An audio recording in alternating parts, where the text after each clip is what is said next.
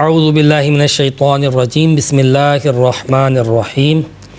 سورہ ابراہیم جاری ہے، جس میں ہم نے ابتدا میں تعارف کے طور پہ بتایا تھا۔ مکی صورت ہے جس میں کفار مکہ کو اللہ تبارک و تعالی اپنی نشانیاں، اپنے انعامات اور احسانات کا ذکر فرما کے انہیں شرک اور بت پرستی سے منع فرما رہا ہے۔ اسی ضمن میں اللہ رب العزت نے یہاں پر اپنی نشانیوں کا ذکر کرتے ہوئے فرمایا اللہ الذی خلق السماوات والارض وانزل من السماء ماء فاخرج به من الثمرات رزقا لکم، کہ اللہ تعالیٰ کی ذات وہ ہے کہ جس نے زمین و آسمان کو پیدا کیا، یعنی زمین و آسمان کا خالق اللہ تعالیٰ کی ذات ہے۔ وانزل من السماء ماء، اور پھر آسمان سے پانی کو برسایا، فاخرج به من الثمرات رزقا لکم، پھر اس پانی کے ذریعے اللہ رب العزت نے زمین سے تمہارے لیے پھل اور اناج نکالے بطور رزق کے تمہارے لیے۔ تو یہ اللہ تبارک و تعالیٰ اپنے احسانات کا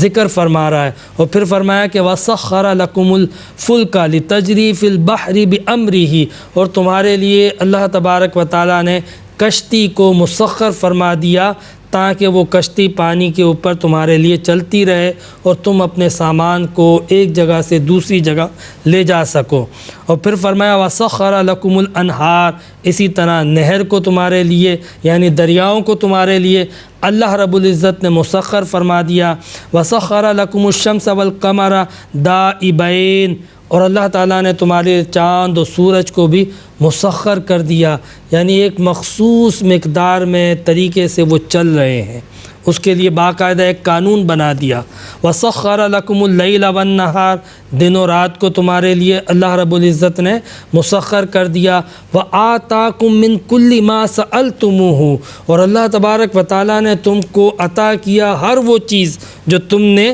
سوال کیا، جو تم نے مانگا وہ عطا کیا۔ یہ اللہ تعالیٰ اپنے انعامات کا ذکر فرما رہا ہے کہ اللہ تعالیٰ نے زمین کو، آسمان کو پیدا کیا، پانی برسایا، رزق عطا کیا، مختلف چیزوں کو تمہارے لیے مسخر کر دیا۔ مسخر کرنے کا مطلب یہ ہوتا ہے کہ ایک خاص قانون کے تحت اس کو پابند کر دیا گیا۔ مسخر کا بعض لوگ مطلب لیتے ہیں کہ تابع کر دینا، تو تابع نہیں کیا جاتا ہے، نہ زمین کو، نہ آسمان کو، نہ کائنات کو، نہ چاند کو، نہ سورج کو۔ انسانوں کے تابع نہیں کیا بلکہ اس کو ایک قانون کے تابع کیا ہے کہ جب آپ اس قانون کو سمجھ لو گے تو تمہیں روٹینز پتہ چل جائیں گی اور تم اپنی ایکٹیویٹیز کو ڈیسائیڈ کر سکتے ہو۔ آپ دیکھو دن اور رات کو اللہ نے مسخر کیا، مطلب دن اور رات، ایسا نہیں ہے کہ کبھی بھی دن آ جائے اور کبھی بھی رات آ جائے، بلکہ ایک مخصوص ٹائم ہے۔ اگر ایسا ہوتا کہ رات شروع ہوتی پھر پتہ ہی نہیں ہے کب ختم ہوتی، اور دن جو ہے وہ کب آتا اس کا کوئی پتہ ہی نہ ہو، اور آ جاتا تو پھر جائے گا کب پتہ ہی نہ ہو، تو انسان کس طرح اپنے معاملات کو، کام کو انجام دیتا؟ تو اللہ نے ایک قانون کے تحت مسخر کر دیا، اس کا پابند کر دیا، جس سے تم اپنے تمام معاملات کو طے کر سکتے ہو۔ یہ اللہ تعالیٰ کا انعام تھا۔ اللہ تعالیٰ نے اپنے ان انعامات کا ذکر کیا اور کہا کہ میں نے تمہیں ہر وہ چیز دی جو تم نے مانگی، اور یہاں تک فرما دیا قرآن حکیم میں اس مقام پر وَإِن تَعُدُّوا نِعْمَةَ اللَّهِ لَا تُحْصُوهَا، اگر تم اللہ تعالیٰ کی نعمتوں کو شمار کرنا چاہو تو شمار کر ہی نہیں سکتے ہو۔ یعنی اتنی نعمتیں اللہ تبارک و تعالیٰ نے اپنے بندوں پر نازل کی ہیں کہ بندے اللہ رب العزت کی نعمتوں کو گنتی بھی نہیں کر سکتے ہیں، اتنی نعمتیں اللہ تعالیٰ نے عطا کی ہیں۔ پھر فرمایا کہ ان الانسان لظلوم کفار، کہ بے شک انسان جو ہے وہ بڑا ظالم اور ناشکرا ہے، کہ اتنی نعمتیں اسے دی ہیں پھر بھی وہ شکر ادا نہیں کرتا ہے، کفران نعمت کرتا ہے، اور بجائے اس کے کہ ان نعمتوں کے بدلے وہ اللہ تبارک و تعالیٰ کی عبادت کرتا اور اس کی بندگی کا اعتراف کرتا، اس نے ظلم کیا کہ اللہ تعالیٰ کی عبادت اور بندگی سے منہ پھیر لیا۔ اس سے بڑا ظلم کیا ہوگا کہ نعمتیں دے رہا ہے خدا اور عبادت ہو رہی ہے غیر خدا کی؟ اس سے بڑا ظلم کیا ہوگا کہ اپنے آقا کو چھوڑ کر غیر آقا کا مطلب غلامی کرنا، یہ ظلم نہیں تو اور کیا ہے؟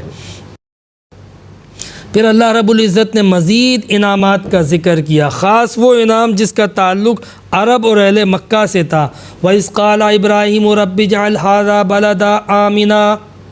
جب حضرت ابراہیم علیہ السلام نے کہا کہ اے میرے رب اس شہر کو امن والا بنا دے، یعنی اہل مکہ کو مخاطب کر کے اللہ رب العزت فرما رہا ہے کہ یہ ابراہیم کی دعا تھی جس کی وجہ سے ہم نے اس شہر کو امن والا بنا دیا۔ یہ تو ایک ویرانہ تھا، بے آب و گیا مکان تھا، لیکن ابراہیم نے دعا کی کہ اس کو شہر بنا دے، اس کو آباد کر دے، اس کو حرم بنا دے، اس کو امن والا بنا دے، اس کے اندر جب کوئی داخل ہو تو پابندیوں کے ساتھ داخل ہو، اتنی آسانی کے ساتھ اس شہر کے اندر کوئی داخل نہ ہو سکے، اس کو اتنا پرامن بنا دے۔ اور آپ دیکھیں کہ آج آپ بھی اگر مکے میں داخل ہوں گے تو حالت احرام کے ساتھ کئی کنڈیشنز اور پابندیوں کے ساتھ داخل ہوں گے، بے شک بے شک، کئی شرطیں ہیں، اور معمولی سی غلطی کر دی اس سرزمین میں تو آپ کو باقاعدہ جرمانہ دینا پڑے گا، جو دنیا کی کسی سرزمین کے اندر نہیں۔ تو اللہ نے اس سرزمین کو یہ عزت، یہ مقام عطا کیا۔ اللہ رب العزت اس نعمت کا بھی ذکر کر رہا ہے کفار مکہ سے کہ اللہ تعالیٰ نے فرمایا کہ ابراہیم نے دعا کی کہ اس شہر کو امن والا بنا دے، تو ہم نے امن والا بنا دیا۔ اور پھر ابراہیم نے کہا کہ وَجْنُبْنِي وَبَنِيَّ أَن نَعْبُدَ الْأَصْنَامَ، اور اے پروردگار مجھے اور میری اولاد کو بتوں کی پوجا کرنے سے محفوظ کر دے۔ یہ حضرت ابراہیم علیہ السلام نے باقاعدہ دعا کی تھی۔ اور پھر کہا کہ ربی انہن اضللن کثیرا من الناس، کہ ان بتوں کی وجہ سے کئی لوگ گمراہ ہو چکے ہیں۔ یہ حضرت ابراہیم علیہ السلام دعا کر رہے ہیں، اور یہ قوم جو مکے والی تھی، جو ابراہیم علیہ السلام سے اپنے آپ کو نسبت دیتی تھی، حضرت ابراہیم علیہ السلام کی پیروکار کہتی تھی، حضرت ابراہیم علیہ السلام سے محبت کے دعوے کرتی تھی، تو ابراہیم علیہ السلام تو بتوں سے بیزار تھے۔ بالکل، وہ تو اپنے لیے اور اپنی اولاد کے لیے یہ دعا کرتے تھے کہ یا اللہ ہمیں بتوں کی پوجا سے محفوظ فرما۔ اور پھر فرمایا حضرت ابراہیم علیہ السلام نے فَمَن تَبِعَنِي فَإِنَّهُ مِنِّي وَمَن عَصَانِي فَإِنَّكَ غَفُورٌ رَحِيمٌ۔ حضرت ابراہیم کہتے ہیں کہ میرا وہ ہے جو میری اتباع کرے، یعنی صرف دعویٰ کرنے سے کہ ہم ملت ابراہیم کے پیروکار ہیں، تو دعویٰ کرنے سے حضرت ابراہیم کے ماننے والے نہیں بن جاؤ گے جب تک کہ حضرت ابراہیم علیہ السلام کے اسوا کو، طریقے کو، ان کی ملت کو نہ اپناؤ گے۔ یہ حضرت ابراہیم علیہ السلام فرماتے ہیں کہ فمن تبعنی فإنہ منی،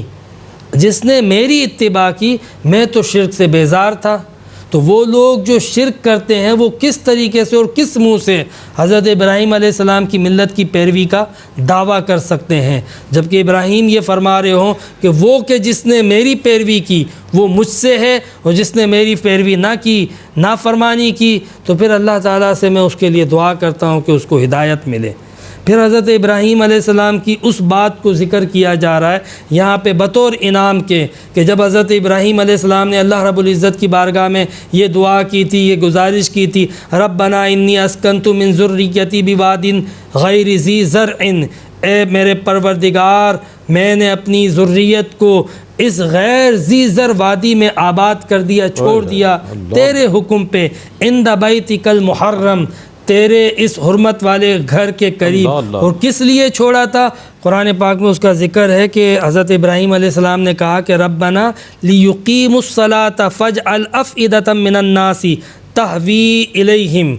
کہ میں اس لیے اپنی اولاد کو، ذریت کو تیرے حرمت والے گھر کے پاس چھوڑتا ہوں تاکہ یہ نماز کو قائم کریں، تاکہ وہ نماز کا اہتمام کریں۔ اور اس لیے چھوڑ کے جا رہا ہوں کہ جب ابراہیم اور اس حضرت اسماعیل علیہ السلام اس گھر کی تعمیر کر لیں تو تعمیر کے بعد پروردگار تو لوگوں کو اس طرف متوجہ کر دینا۔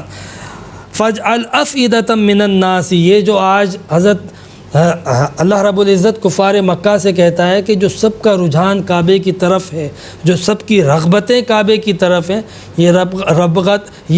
رغبت ویسے نہ تھی، یہ رغبت جو ہے وہ اللہ تبارک و تعالیٰ کے کرم سے تھی، جو حضرت ابراہیم علیہ السلام نے دعا فرمائی تھی کہ پروردگار لوگوں کے دل اس گھر کی طرف پھیر دے، تو پورا عرب اس گھر کی طرف مائل تھا۔ اور آج اگر آپ دیکھنے جاؤ تو پوری دنیا کے کونے کونے سے لوگ اس گھر کی طرف مائل ہیں۔ تو یہ احسان نہیں ہے رب کا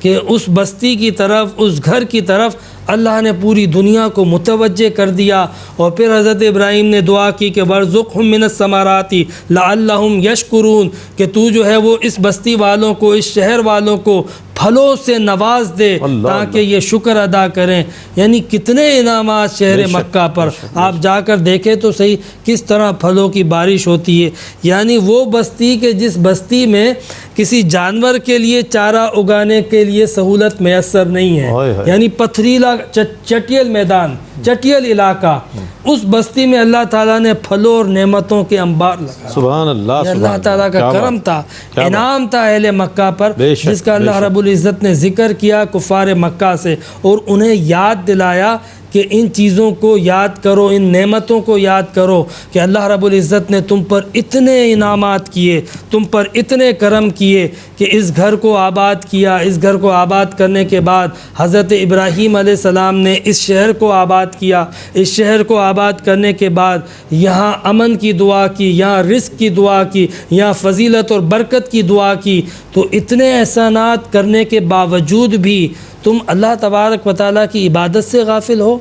تم اس طریقے کو اپنانے کے بجائے جو حضرت ابراہیم کا تھا، اس توحید کو اپنانے کے بجائے، اس رب کی عبادت کرنے کے بجائے کہ جس رب کے آگے ابراہیم اور اسماعیل علیہ السلام جھکتے تھے، تم بتوں کی عبادت کرتے ہو، پوچھتے ہو۔ تو اللہ رب العزت نے ان آیات کے اندر، سورہ ابراہیم کے اندر، قرآن پاک کے اس مقام پر کفار مکہ کو، جو خود کو ملت ابراہیمی کے پیروکار اور دعوے دار تصور کرتے تھے، ان کو حضرت ابراہیم علیہ السلام کی تعلیمات، احوال اور دعاؤں سے نصیحت دی کہ دیکھو حضرت ابراہیم علیہ السلام کی تعلیمات یہ نہیں تھی جو تم نے اپنائی ہے، بلکہ یہ تعلیم تھی، اس کو اپناؤ، اس خدا کی عبادت کرو۔ جب اس کی عبادت کرو گے تو یہ جو نعمتیں جن کا تمہیں تذکرہ کیا گیا یہ بہت کم ہے، اس سے اور کئی گنا زیادہ تم پر اللہ رب العزت کے انعامات دنیا میں بھی ہوں گے، آخرت میں بھی ہوں گے۔ کاش کہ اللہ تبارک و تعالی